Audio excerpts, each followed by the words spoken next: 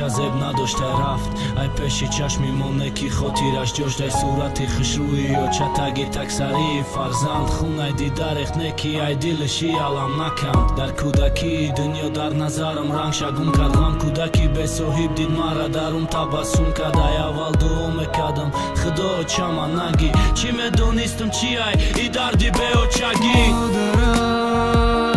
بیرفتی از من موندی مرا تنها با درد و غم یادت هر زمان بیسوزد جانم مبین که رفتی من زور و توانم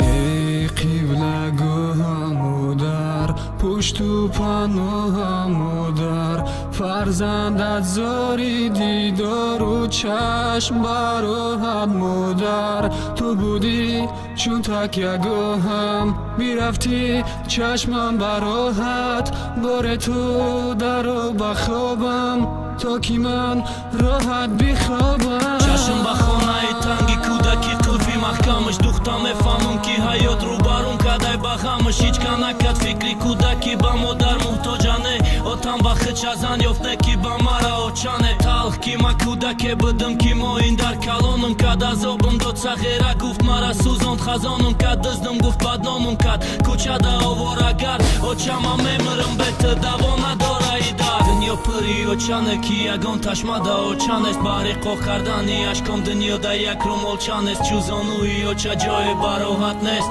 خو کنی نخو مرا مونی برای دیلو ما او کنی مروی خوک چی خیل قدم زنم که تگی خوکی تو دعا کنم شو بگیریا ما بنامی پاکی تو بدی رفتنت ما حس کردم چند قیمتی و چای ما مولی منه و چه با ما غنیمتی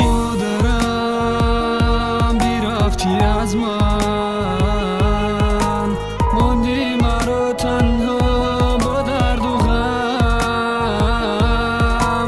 یادت هر زمان بیسوزد جانم